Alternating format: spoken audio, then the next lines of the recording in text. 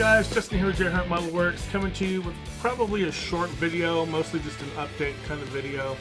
I do want to do a quick update on the Nova, not a whole lot on the Nova, but just a quick update on the Nova. I'm going to also look at some stash ads as well as talk about Supercon 2022, which I went to this recent Saturday.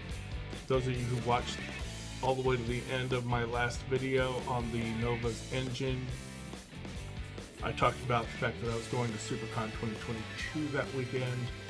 Had fun, but we'll talk about that. Also kind of want to look at some stash ads, some stuff that I picked up at Supercon, as well as some stuff that I've got from other places. So again, it's just going to be a quick video, so let's go ahead and get to it. Update on the Nova. All the parts for the engine bay, the chassis, exhaust, suspension, the front and rear suspension have all been painted up. They're all sitting in that cat scratch box right there. I just really need to get the time to sit down and record, as well as assemble all those parts. There's a lot of them.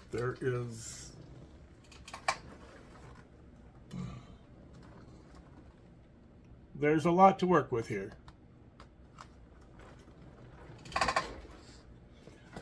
Past couple of days I've been working on wheel spacing and ride height. The original kit height sits a little high in the front for me and low in the back, which I get that's kind of the original look for the Nova, but I don't care for it.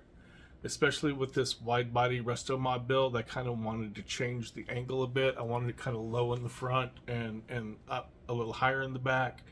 So I've been playing around, and I think I've got, I printed up some larger wheels to kind of raise the back up. I didn't really do anything else to the rear suspension to lift it any. I did have to make some spacers because of the wide body kit. You've got a gap. If I were to use the original kit wheels, we'd be talking a 5 or 6 millimeter wide overhang past the wheels. And I did print up some 3D printed wheels, and they are wider than the kit wheels, but they're still sunk in considerably. The fronts were a little more than the back, but I ended up making some spacers, which I did using some 3D modeling and 3D printing. I'm becoming addicted to the 3D printer. So what I did, I think, looks really clean, so you'll see that in the upcoming video when I record it. But I do have a much nicer, the spacing, the wheels come right out to the edge of that body kit, and so I'm really happy with it. So I'm looking forward to getting that video out. So hopefully I can get some time this weekend to sit down and record and hopefully get that video edited. I would like to get the video out on the engine bay, the chassis, and the suspension hopefully in the next week or two. We'll see what happens. Just all depends on how much time I get. A lot of it is just a matter of free time. I get very little free time now. And speaking of the free time, I think the Nova is going to be my last build video series for a while. I think I'm going to go back to doing the update videos, just doing weekly updates on my progress on whatever I'm building, at least for a little while, because I'm just not getting the time. So I'm not able to do like a lot of work, which means I also don't get a lot of time to edit, and the build videos require a lot of editing. I can do a weekend update video and have it edited in a few hours, whereas a build video usually takes me 2 or 3, maybe 4 days worth of editing. So I just kind of figured that would get you guys content a little quicker. It'll help with my anxiety, because not putting out content videos, I mean, I'm putting out videos like this, but not putting out build videos for 2 or 3 weeks at a time is really acting up with my anxiety a little bit. I know it shouldn't. I know this is a hobby, but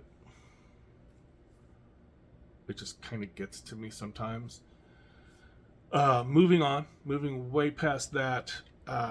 So yeah, Nova progress is continuing. It's looking good. I'm really happy with where it's going. Moving on to some stash ads. We're going to start with one I was absolutely not expecting. So I got a box and I was completely floored. I'm like, I don't know what this is. This isn't something I ordered. My wife is like, are you sure you didn't order it? And I'm like, yeah, I didn't order it. And then I opened it and there was a kit inside. My wife is like, are you sure you didn't order another kit? And I'm like, I didn't order this one.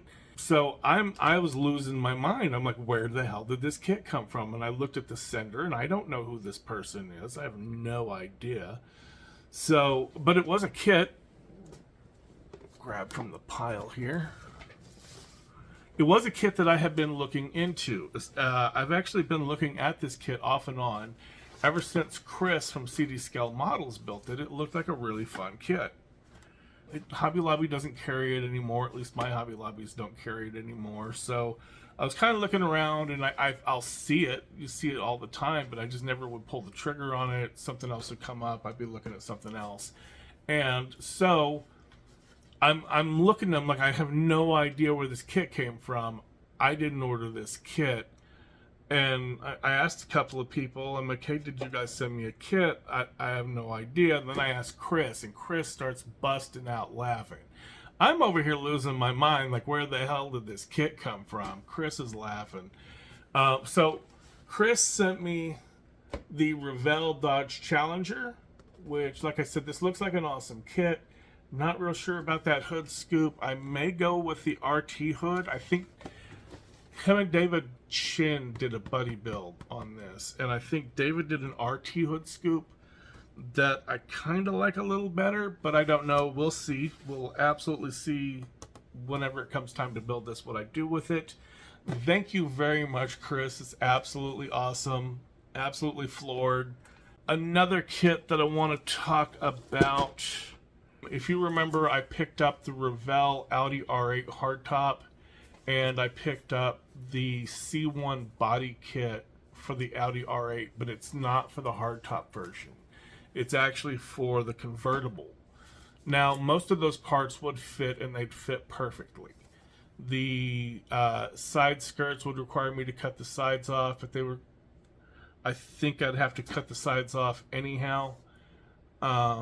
Even on the convertible kit, the only part that really didn't look like it fit was the rear diffuser part. That kit, the whole kit, was made to fit on the convertible for the Audi R8, which I went ahead and picked up. And I'm going to go ahead and put the C1 kit on this. Now, for the R8 hardtop that I showed in a previous Stash Ads video, I'm either going to scratch build a body kit, which, I mean, you've seen me do before on the Acura NSX. I'll do something similar to that on just using some sheet styrene, or I may try my hand at modeling a more complicated part and actually trying to make a body kit for the R8 hardtop. We'll see what happens with that. But those are kind of the two directions I'm looking at with the Audi R8 hardtop. And the C1 body kit I am going to go ahead and put on the convertible. Speaking of which, I've re-looked at the C1 body kit. It is absolutely beautiful. Every piece is pristine. No holes at all. It's just beautiful, super clean resin. So I did go to Supercon. While I was there, I was looking around at the vendors. There were vendors the event was held in a community center in Arlington, Texas, at Vandergrift Park. And every room was stuffed with vendors. And most of it was planes and tanks and military, because that's most of what that group does. It's done by the IPMS Fort Worth Scale Modelers. And so they do a lot of, there's a naval air base here, so there's a lot of guys into airplanes. There were 3 entire rows of tables for airplanes. But back to the vendors. So there was a lot of military and a lot of aircraft. But there were still a considerable number of vendors who were doing cars. There were hundreds and hundreds of car kits there. Some great stuff. And I was looking, and I kind of held off, and I was trying to be good and not spend a lot of money. And so apparently the trick is to wait until the vendors start to pack up. And the vendors don't want to pack anything up. So one vendor was doing like, yeah, we'll do 20% off. And so I didn't have any cash on me. They were cash only. That's the downside, is everything is cash only. So I ended up going to a gas station, coming back with some cash. And when I got back, they were like, I picked my two kits, the first two kits that I wanted. They were like $15 each. So I was expecting something like 12, $13.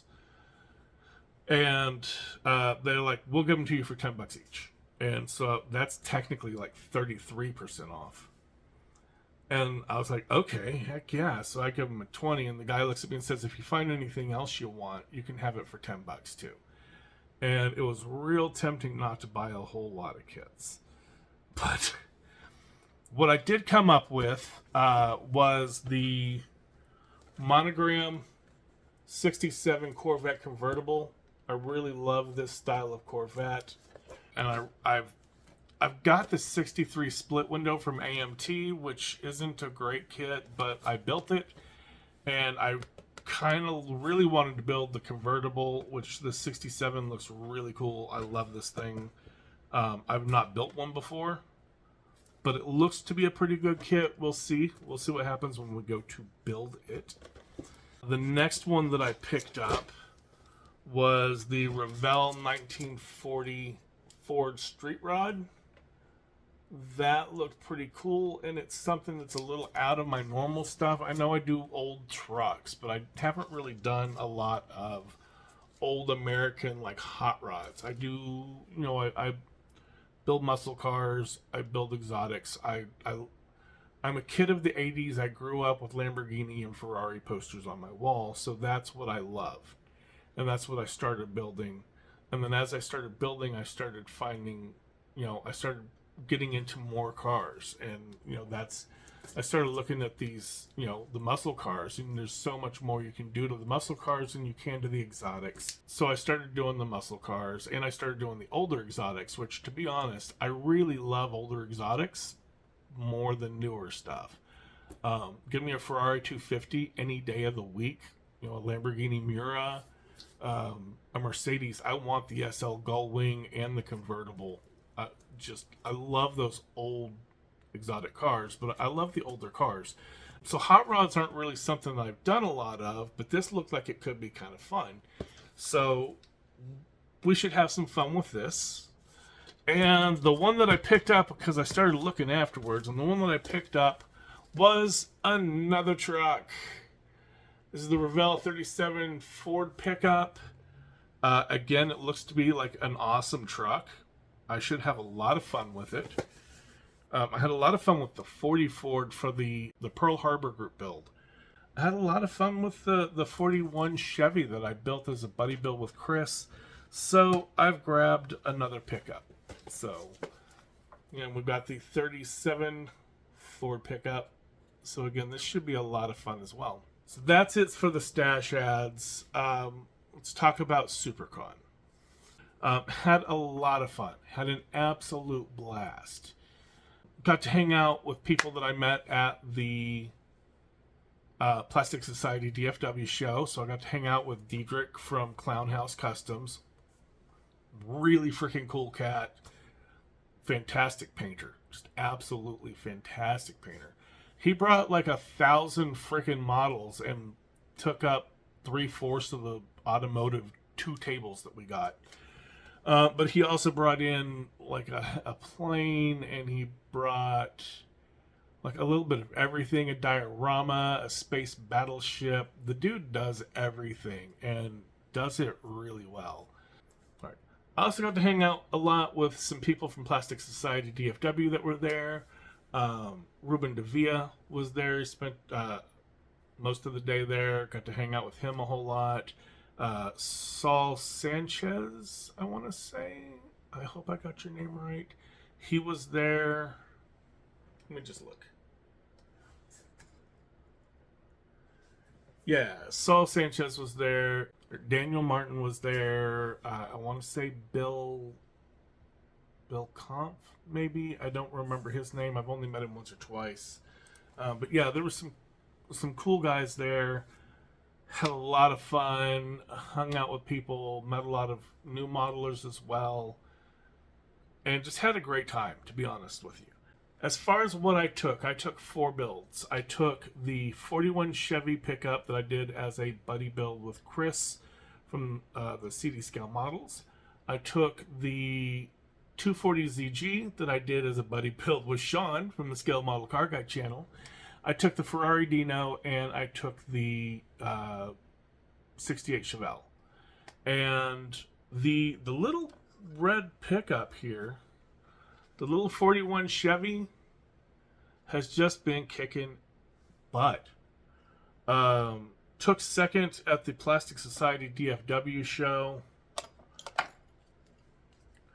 She came away with first in the automotive 1965 and earlier category at Supercon 2022. So she did awesome. So everything that I entered into the 1966 to present street automotive category didn't place. And part of that, I guess, is how IPMS does judging. But all in all, I had an absolute blast. The 41 Chevy kicked butt, took first place, absolutely had a blast. And honestly, it's less about the judging and more about the people. A lot of the people I hung out with were so freaking cool. A lot of the car builders were looking at my builds and saying, dude, this is super clean. You know, this is awesome. So that was a real boost to me, was the other car builders. So let's go ahead and wrap this video up with some footage from the Supercon. We'll just go ahead and cue up some music and enjoy.